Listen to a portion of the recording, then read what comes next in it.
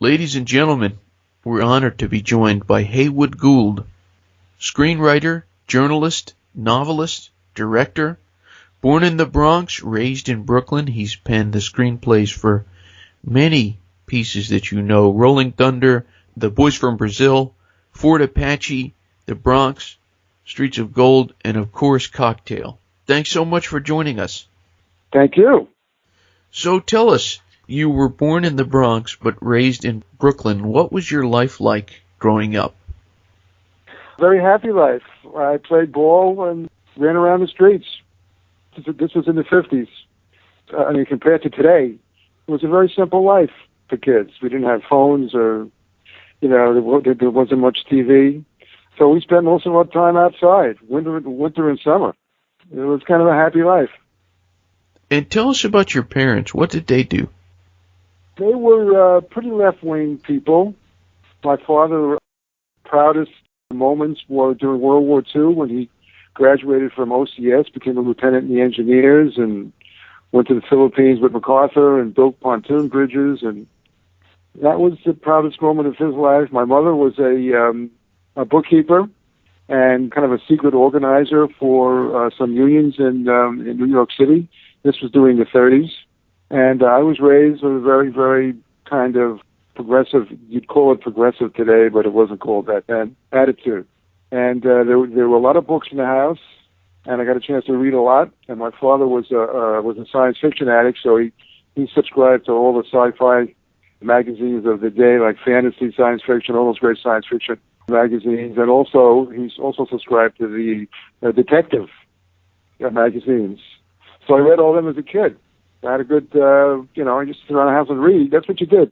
If it was too cold to go out or it was late at night, read those, you read, essentially. What were some of the books that were your favorite?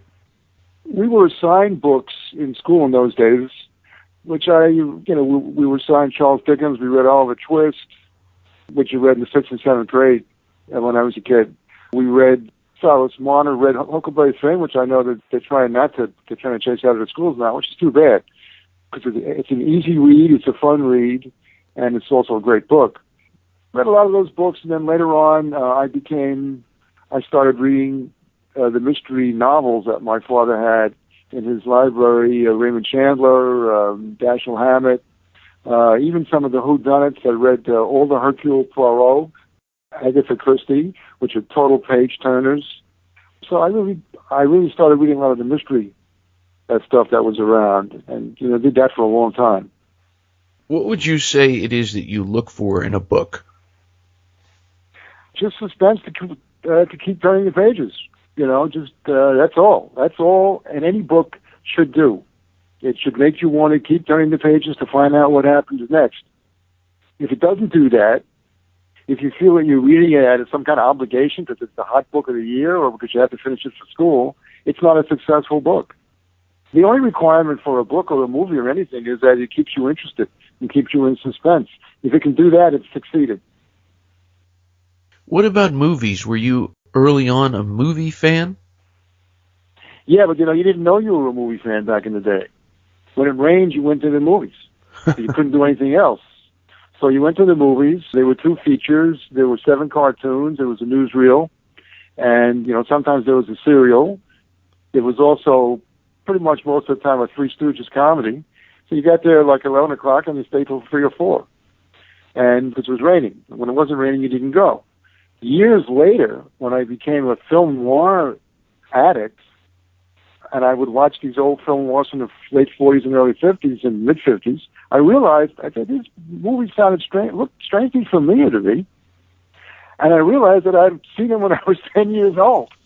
And but I didn't know what I was looking at. I was looking at, great film noir, and that's what because they were the B features on all of the bills.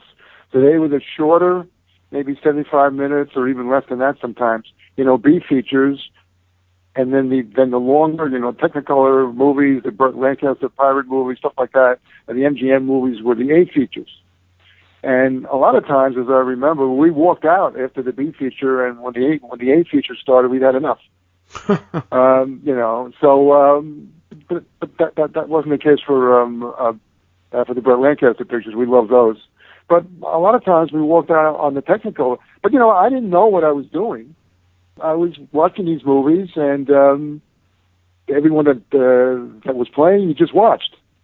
That's what it was in those days. You watched what they gave you to watch. And it turns out that what they gave us to watch were a bunch of film noir masterpieces, which we now consider to be masterpieces. Tell me about a few that you consider to be masterpieces. Oh, God, there's so many of them. You mean, the ones that everybody agrees upon, out of the past, obviously, Kansas City, Massacre. There are so many of them that, most of them are of a high quality. Some of them are great. But all of them, as I remember, were watchable. They were crime stories, so as a kid, I liked them. And they had beautiful, slinky chicks in them, which I obviously liked, even though I was 10 years, 11 or 12, And it just had an interesting kind of life, nightclubs, tough guys, clipped dialogue, beautiful women, all that kind of stuff that even at that age we liked. And there were just so many of them, I can't really isolate one or two. When did you start to write yourself? Oh, I've been writing all my life. My mother was a freelance typist. She would type, when she wasn't, working as a bookkeeper, she would type briefs for lawyers, and she would bring the work home. And I would sit in the kitchen, because the kitchen was a warm place during the winter, and I would sit in the kitchen and watch her type. I must have been 4 or 5 years old. And then when she was finished, I'd get up and sit behind the typewriter and just type. And I wouldn't type words, obviously. I would just sit there and type. And, that's your classic, mother, transmitting cultural values kind of thing. But it's true in my case. I guess I always wanted to be a writer. So that made me want to be a typist. I guess I was typing, not writing, which, some people today probably think I'm still doing. And that's what I did. And then later on, when I got a little bit older, and I learned how to read and write a little bit in the 1st and 2nd grade, I started writing little stories, typing little stories. And I never really wanted to be anything else. I never wanted to be a, cop or fireman or ball player.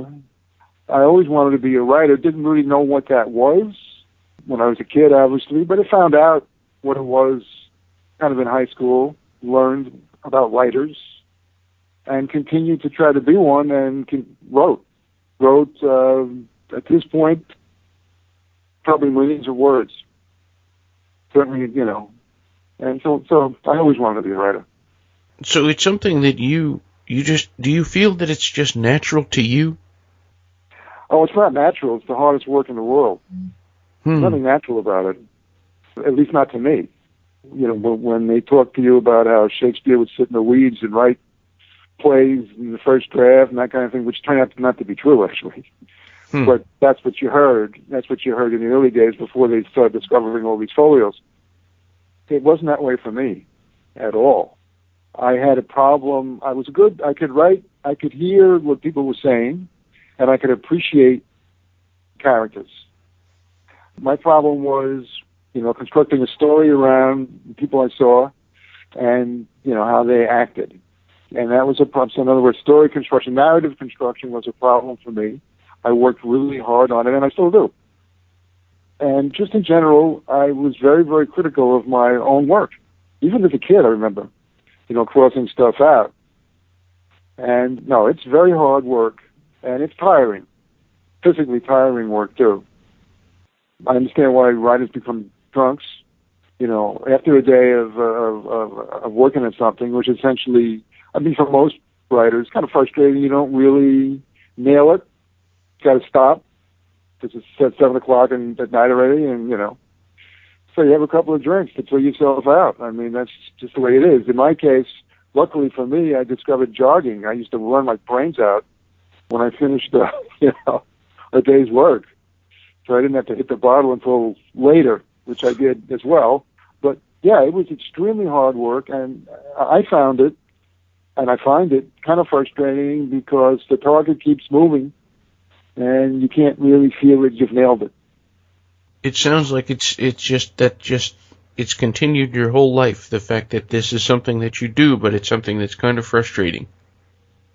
Yeah, I do it. I can't imagine doing anything else. I do it because I love it. And I certainly have moments when I look at what I've done and I go, wow, that's pretty good. That's a nice feeling. You know, when I go back or I see a scene in a movie or whatever, or somebody calls me and says, hey, I saw this, or I read this, that's really great. It's a great feeling.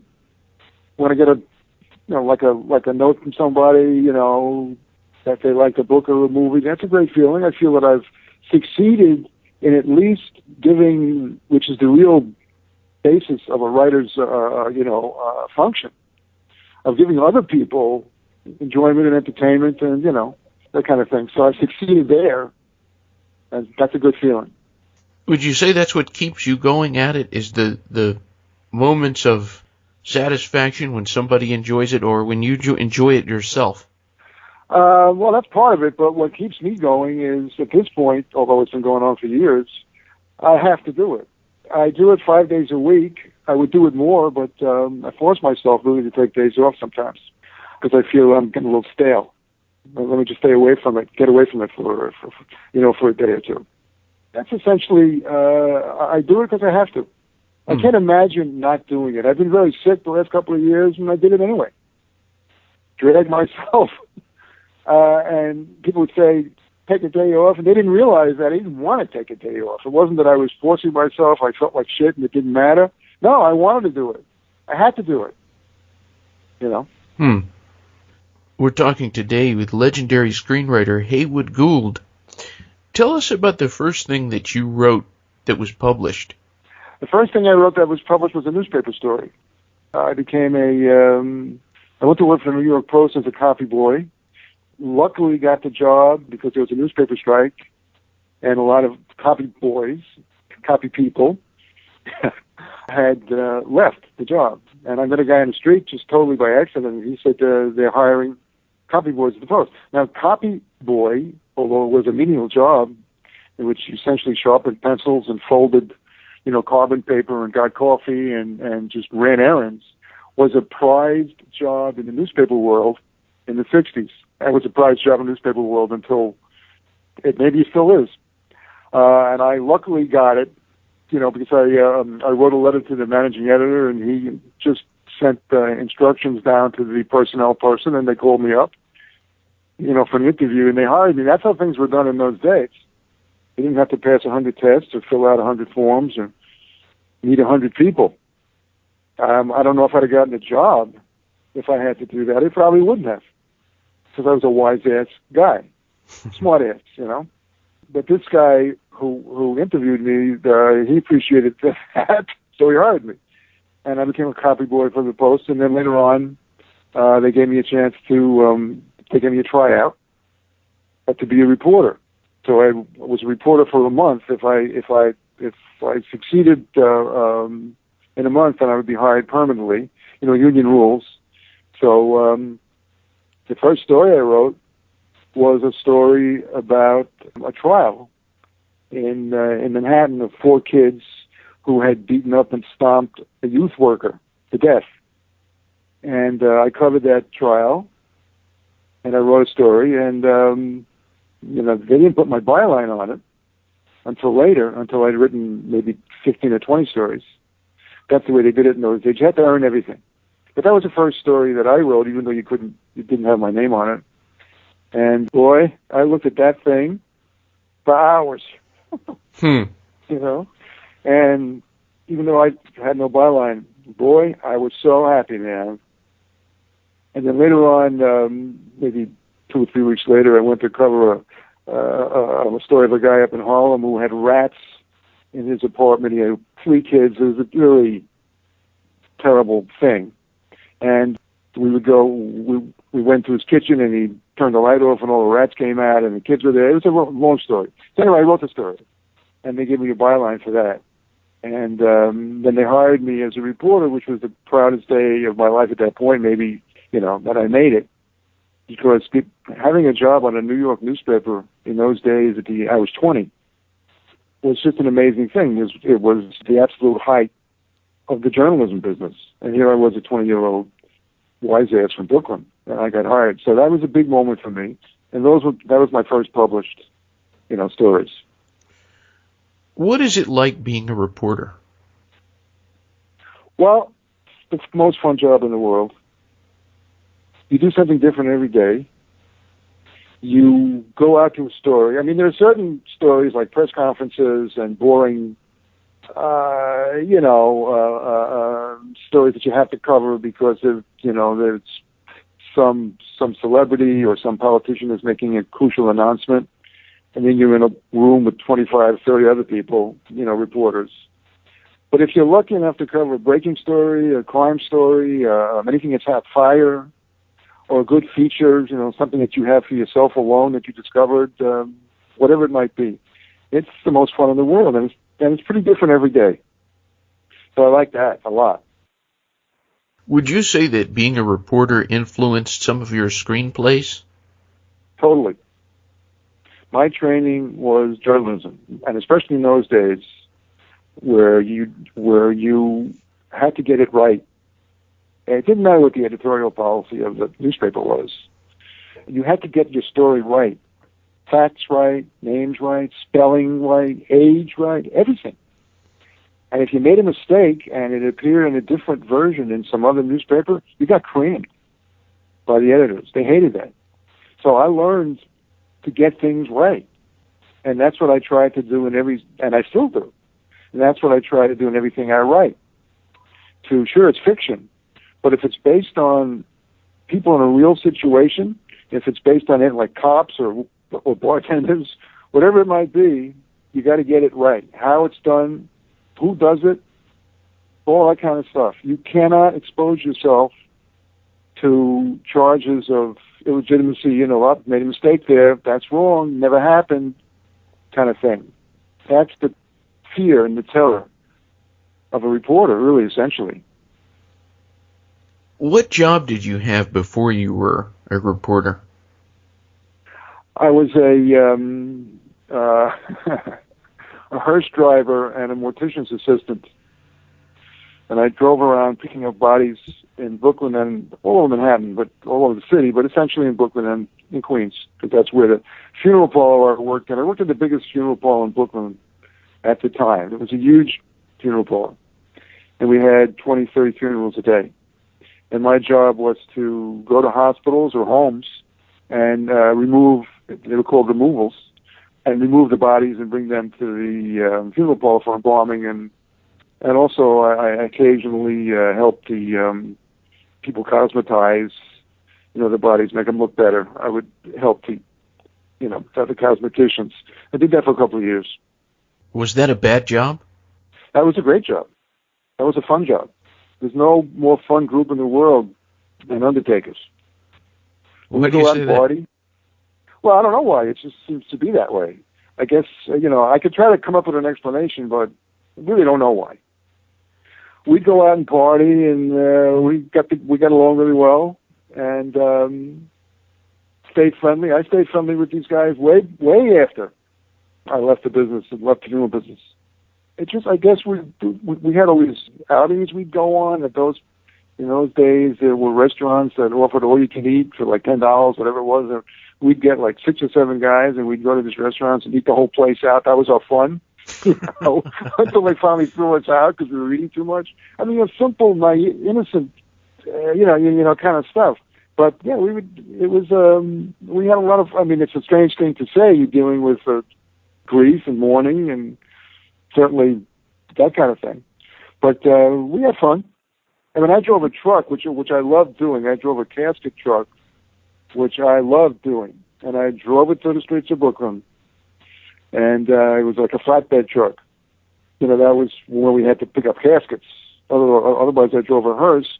And when you drive a hearse doing a funeral, you lead the funeral cortege. So at the age of this point, I was 18 and 19. I got my chauffeur's license. It was a phony, but I got it. And because you had to be 21, I would lead a cortege of maybe 20, 25, sometimes more cars through the streets, onto the highway, and to the cemetery.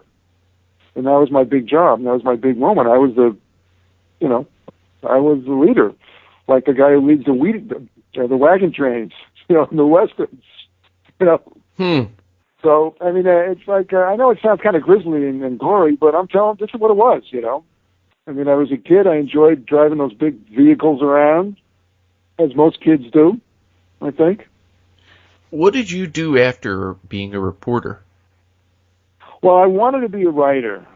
After a couple of years as a reporter, I felt that I got nervous, and I felt that I wasn't working on my novels, and I should do more of that. And I won't say that being a reporter got old. It didn't get old, but it was the same thing.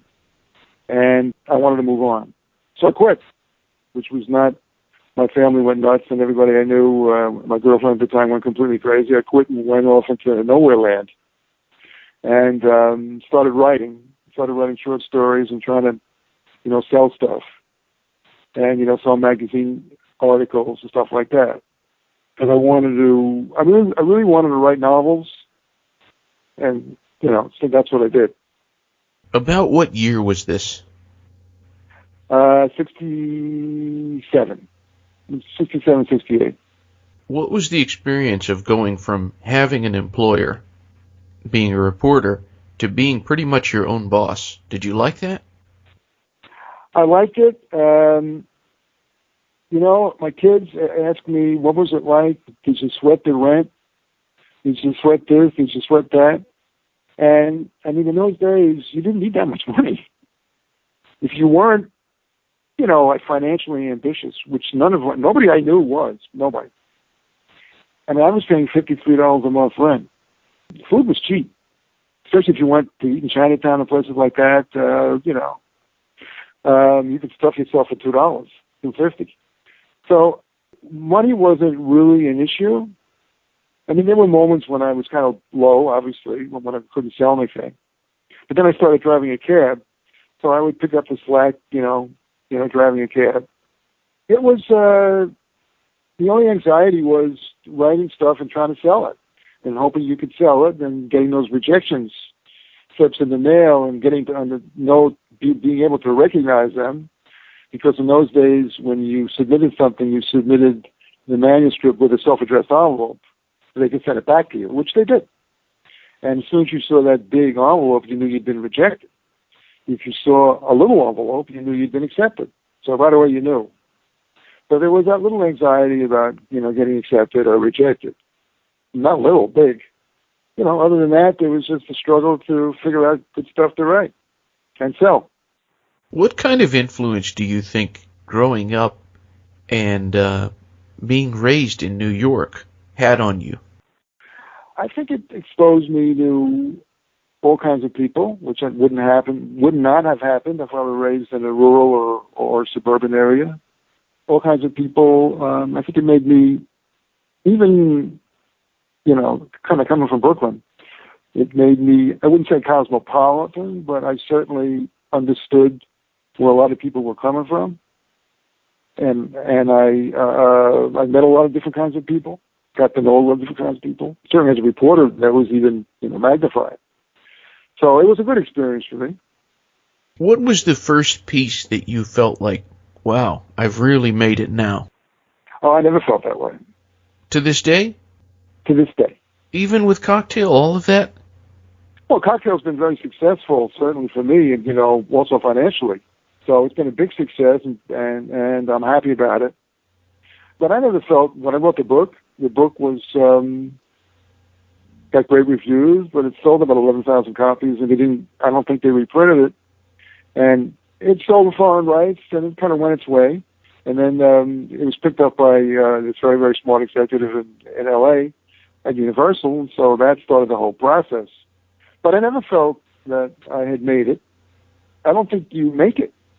I think if you feel that you've made it, then you're in trouble, because you have to keep repeating what it is that you did that helped you make it. And your work falls apart because you're not trying to improve. You're not trying to, strike off in different directions and do different things. So it's very dangerous to feel that you're a success in a funny kind of way, which I never felt. Well, that was never a problem for me. Never.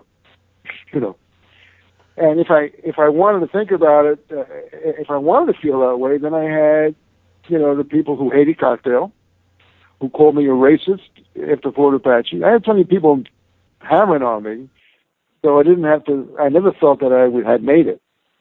That's for sure. Well, tell us about writing Fort Apache, the Bronx.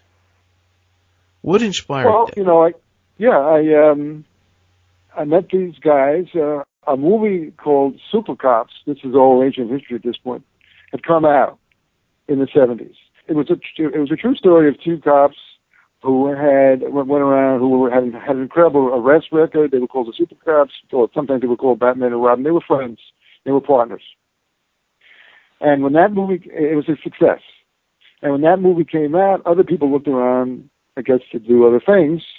And these two cops in the Bronx got to a guy who was a casting agent. He said, "We have a story too.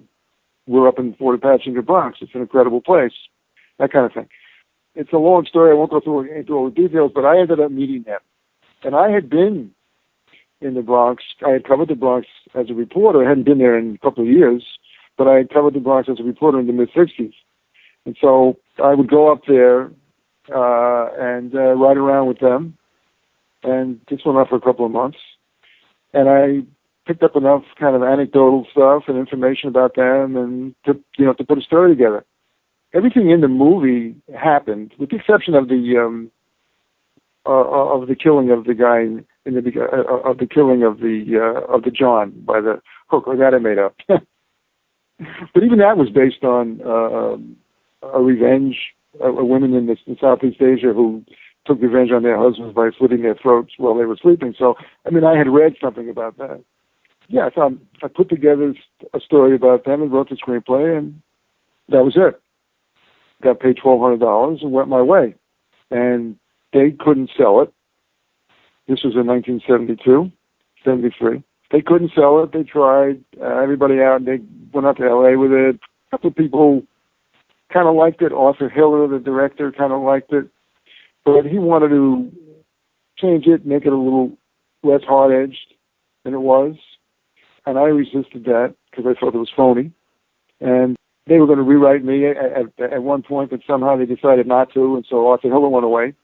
And it just kind of went nowhere until I showed it to David Susskind, who was a producer in New York at the time, pretty successful TV producer, who I had worked for on a TV show called NYPD.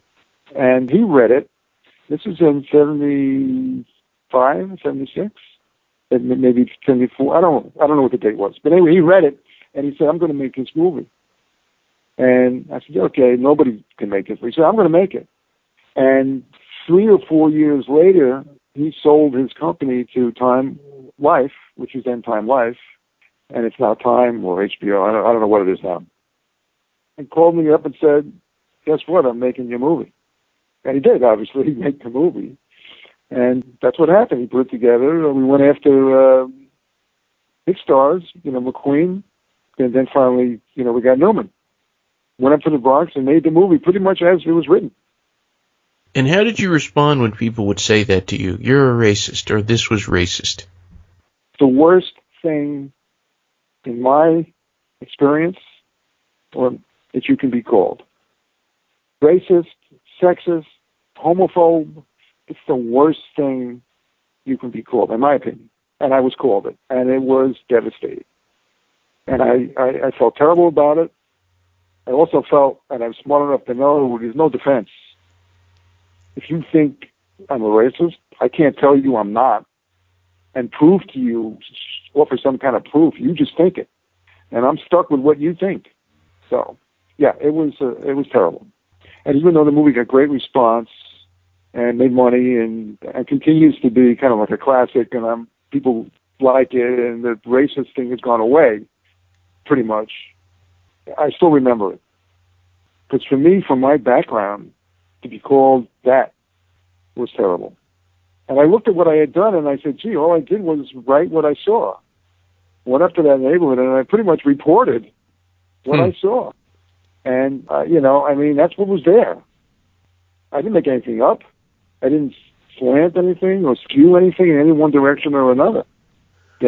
So, yeah, it was bad. But now that I look at it, believe it or not, based on, what I just said before about success, I'm kind of glad. I'm glad that there was always controversy and conflict around the stuff I did. Because it kept me, I don't want to use the word humble, but it kept me trying to get better, trying to do different things. I couldn't sit back and just rest on my laurels and collect the awards. I didn't get any. Get them now, but I didn't get them then.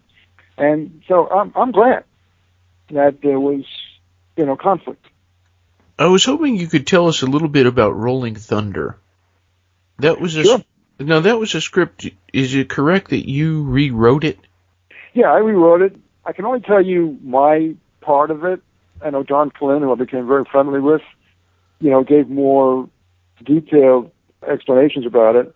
I was here, and Bill Devane had read Fort Apache, a first draft of Fort Apache, obviously, believe it or not, and he liked what I wrote, and he was slated to star in Rolling Thunder because he was very hot. He had played Kennedy in a miniseries called The Missiles of October, which he played John F. Kennedy, and that was a huge success on TV, but it was a huge success, and so they decided that that they wanted to cast him in this movie, and he committed to it. And Paul Schrader, who was also hot, I guess a taxi driver, was supposed to write and direct it, and then whatever happened. I'm not privy to what happened, but Schrader left the picture, and they hired John Flynn to direct it, and they needed a rewrite.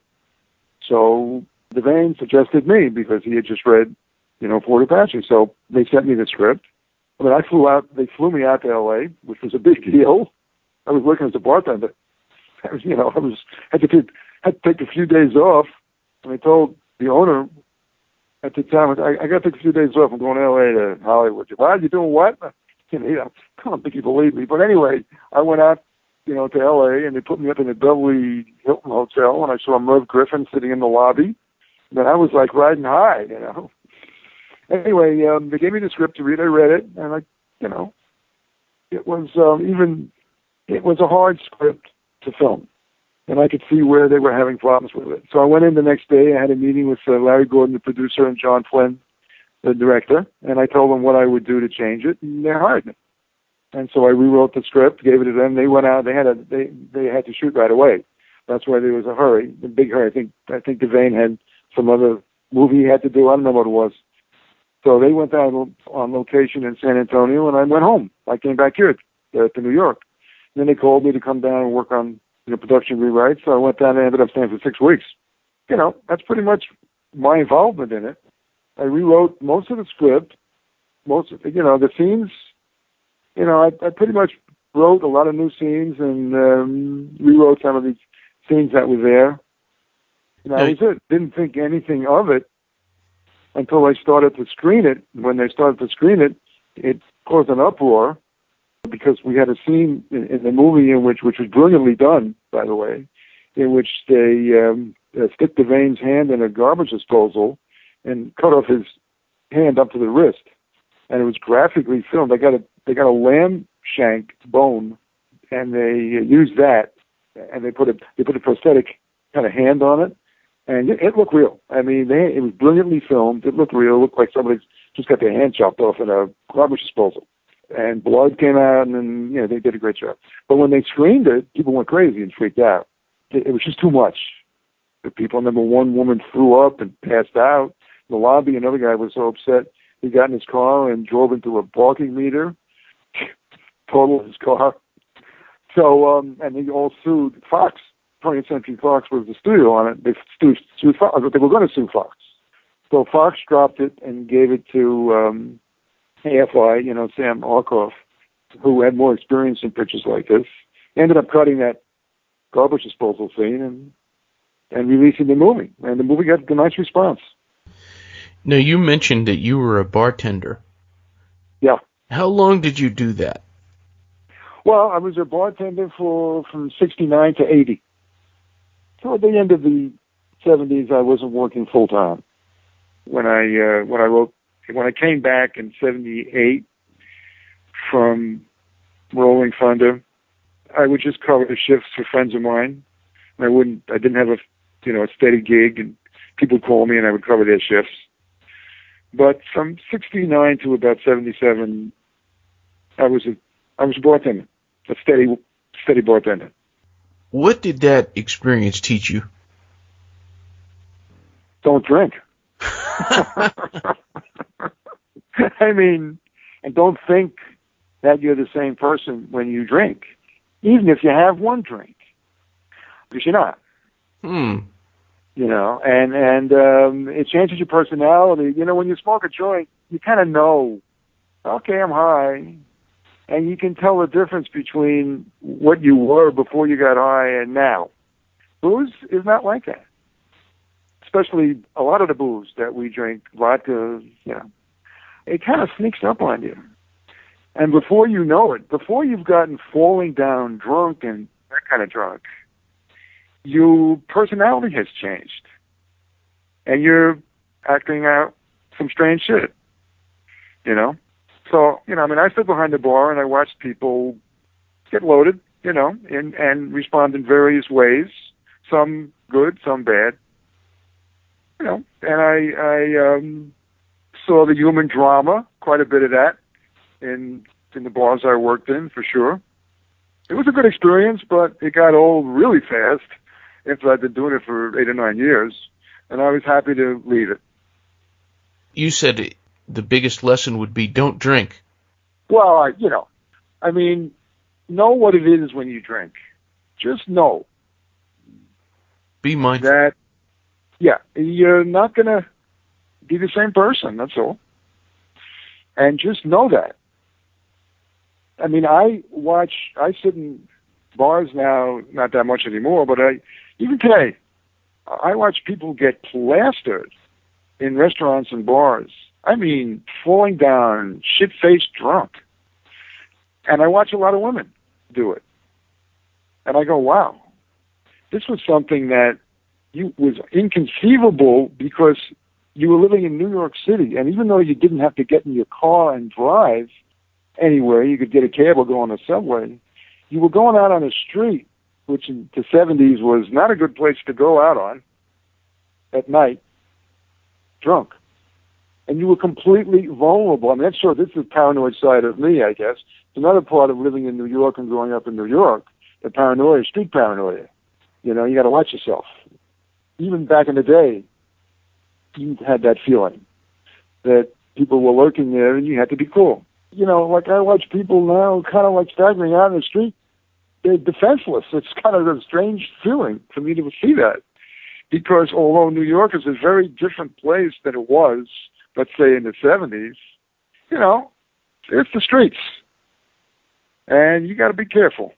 Anyway, so that's, I'm really, you're a good interviewer. You got me showing my paranoid side, But, I just watch people get so fucked up. It's like, wow. And they're spending a lot of money, too. Drinks when I was a bartender, it's a long time ago, but still, it was $1.25 for a kind of speed rack drink, well drink, 75 cents for a beer. When we started charging $2 for mixed cocktails like martinis in Manhattan, you should have heard people screaming, $2? Are you crazy? So now it's like $18 for a martini. Gosh. I see the prices that people charge in these bars. I go, wow. If you go to a bar now, you're going to go for $100. Easily. Between a couple of drinks and eating. Wow. That's a lot. So anyway. This experience of being a bartender inspired the book Cocktail. Oh, for sure. I met so many great people.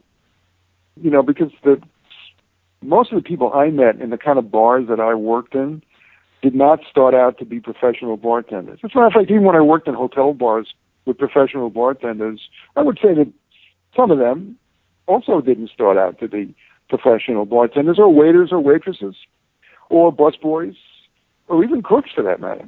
They had kind of gravitated to these jobs because they needed a day job, to finance and to support whatever they really wanted to do, whether it was, in the arts or whatever they wanted to do, or be a stock promoter, anything.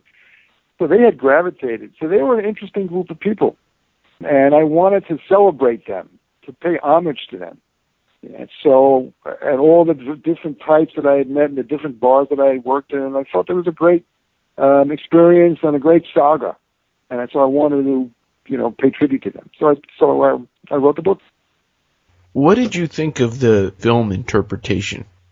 Well, look, I fought so hard to get stuff in the movie, and there was, a lot of the stuff that they made me write, which I wrote, I tried to change, and I tried to fight real hard to get stuff in the movie. But at the end of the day, the only scene, but at the end of the day, they saw the possibility of a huge commercial blockbuster starring Tom Cruise. And that's what they wanted. And that's what they ended up getting. And I learned a very, very valuable lesson from that, because I learned what I said before, that, you're not doing this for yourself. You're doing it for the audience and for other people. And the product, the movie that they squeezed out of me and got themselves to do as well, made a lot of people happy and still does. And fine. I'm glad.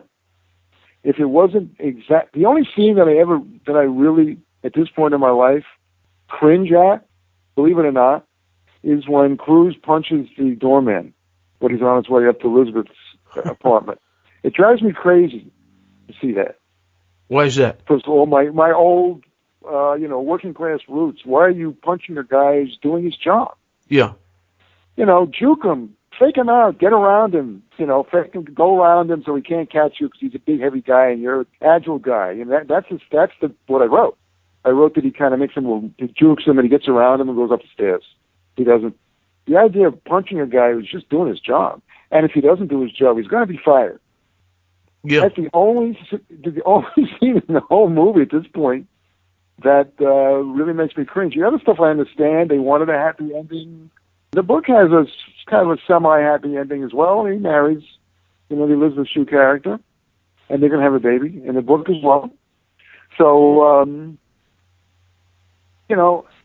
I learned a really valuable lesson from that you send this stuff out and be happy if people like it.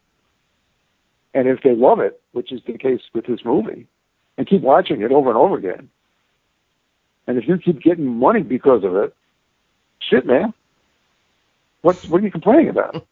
And, and they did it. Disney kind of tolerated my tantrums and got me to write certain scenes. I remember once Katzenberg said to me, "Write me a good scene about in for the Jamaican episode where they're having breakfast the next day." So Tom is having breakfast with Elizabeth. So I wrote that scene about how he just can't figure out how he can make any money, and he wishes he was the guy who made the drink straws and the shoelace stuff. And I wrote that scene on their instruction. And that was a good scene. And it was a scene that showed the desperation or the frustration of a guy who wants to make it, but he realizes that there are other people in this world who have quirky ideas that he'll probably never have. After I wrote that scene and after they filmed it, which I think they did a good job, I went, okay, I get it. This is a good scene. They made me do it. I did it, and I'm happy with it. And, I'll take pride of authorship in it, but the truth is, because I wrote it, that they made me. And that's the funny kind of relationship that you get into when you're writing a movie. If you have a good producer and a good director and even a good actor on occasion, they'll make you do stuff. And it'll be good. Yeah. You have to acknowledge that. So they made me write that scene. And, Katzenberg was very generous. Later on, he says, my favorite scene in the movie, blah, blah, blah. But there were, like I said, I'm glad I wrote it. And I'm happy that people love the movie. And also, it's been good for the book. The book came out in novelization and sold a lot of copies. So that was good, too. And the book got a lot of, attention that obviously it would not have gotten if the movie hadn't been made. And there were a lot of people who wrote impassioned art. I remember I was driving through I was driving in Vermont at 2 o'clock in the morning, and some all-night radio jazz show was on, or just all-night radio talk show, and some guy called in as a bartender. This was just when the movie had been released. And the guy called in and said, "That book was my Bible. I love that book. I loved every word of that book, and now this guy has destroyed his own work. It's an obscenity. This movie..." And he went on and on. He's ranting and raving, and I'm driving around, in the dark listening to this guy. And I thought, well, I mean, there are people who felt very strongly that I had betrayed the book, and which I think is great. They took it that seriously. What did you think of Tom Cruise's acting in the movie? He was fine. I like Tom. He's a hard worker. He's dyslexic, so we had to sit in the trailer and with his cousin and go over the lines, which he did. We played basketball, the two of us, and we held the court for about an hour and a half until I passed out, because I was a smoker and a drinker in those days. I liked him. He has dinner parties at his loft. His wife's name was Mimi Rogers. He's a good guy and a hard worker. And the movie is a success a lot because of him. I can't think of another actor who could have flipped those bottles around. He's a very good athlete, Tom. He can do physical stuff, as you see in the movies he does now. And at the time, I couldn't think of another actor who could have been that good at juggling bottles as him. So, I had no problem with him. I liked him. And tell us about After Cocktail. Was there a spark in you to try to repeat something like that? Yeah, a lot of people, and still do, by the way, a lot of people came to me and said, let's do Cocktail 2. Let's pick up, the Cruise character, or let's just do another Cocktail. I still get that, actually. And I didn't want to do it because I couldn't think of, I didn't want to do it because I couldn't think of what I would do, to make it different. And I didn't want to repeat myself. I have a horror of repeating myself. And so nothing happened. And to this day, like I say, I get calls from people who want to do it this way, let's make a TV series out of it, and on and on. And I can't think of any, I could do something now, actually, based on these mega bars that they have, mega clubs, few hundred, 1,500, 2,000 people in a club, and all kinds of crazy stuff, DJs going on, and people who work there, and it's a very different dynamic from a bar, just a plain kind of a bar restaurant environment. So it's different now, but I haven't done it. How did you get involved in directing yourself? Well, I wanted to direct. I thought I could. I wanted to direct. I thought I could use the experience in Cocktail to kind of get Disney to let me direct, and I did. They did. I wanted to make movies. I wanted to be, Raoul Walsh, John Ford, those guys, Michael Curtiz. I wanted to be the Hollywood guy. I wanted to be the Hollywood director who turned out movies. I didn't want to be Fellini or Antonioni, one of those guys, or Bergman.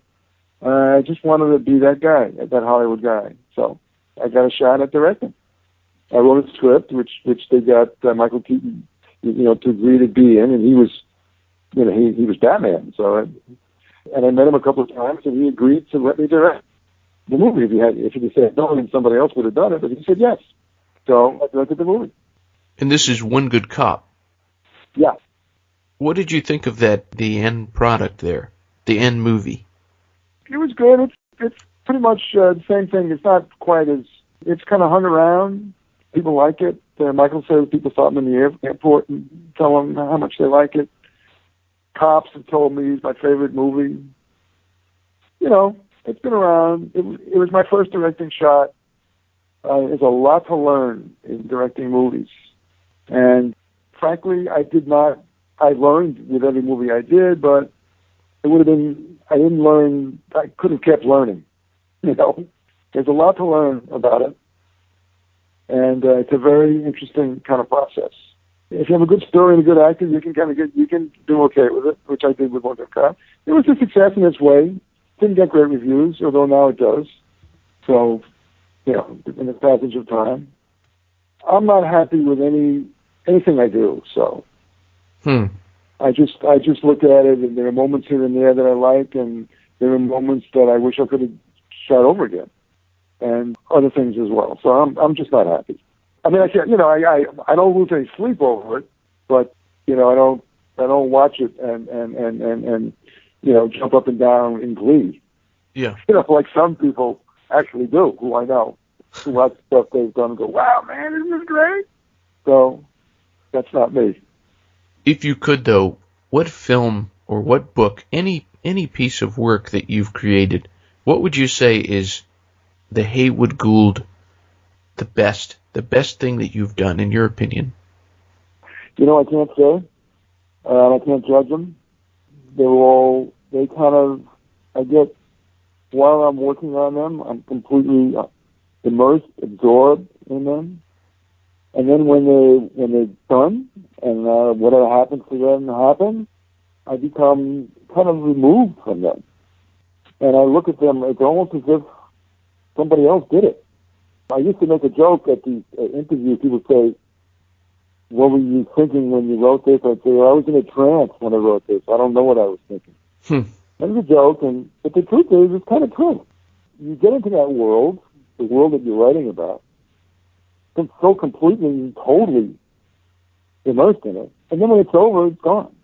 The moment passes, it's just something that you did. You can't even remember. You can't recapture what your thoughts were during the period that you were doing it, that you were writing it. It's just gone, at least for me. What would you say is the best thing about being Heywood Gould?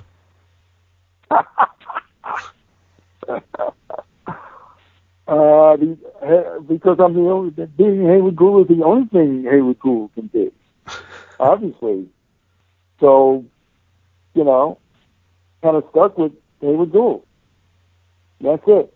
And I can't think of anything that's great about me or that's so terrible about me. I'm just who I am. I'm just that person. I mean, the only thing that I can think of really is that I wake up every morning in a good mood. Sometimes that changes very rapidly, and sometimes not. It continues for the whole day. Pretty much wake up every morning in a good mood, ready to go, whatever's going to happen. Other than that, I can't think of any good thing or bad thing about me. I'm just that individual, that person. This is kind of an open-ended question. For anyone who's listening to this interview, what would you say to them? Are you still listening? Don't you ever, I hate to, I wouldn't really say anything to them. I don't know what to say. If you found it interesting, good. I'm glad. My last question. How would you define Heywood Gould? Who is Heywood Gould? Who is Heywood Gould? Man, these are like deep questions, baby. I mean, I don't spend a lot of time thinking about who Heywood Gould is, really. So I couldn't say who Heywood Gould is. Other people will decide who they think if they want to take the time to think about it. My family, friend, whatever it is. I don't really think a lot about who I am. I mean, professionally, I'm a writer, so that's something I am, and all of the qualities and the aspects of personality that are contained in that, I am. The totality of me is just, I don't think a lot about it.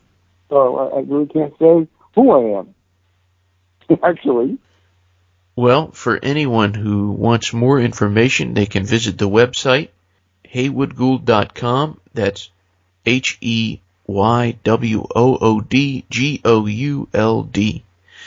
Thank you so much for spending time with us. Okay. Thanks for calling me. It's been a pleasure to have you on. I'll never watch Cocktail the same way again. Oh, I hope that's a good thing. That's a good thing. I hope I haven't.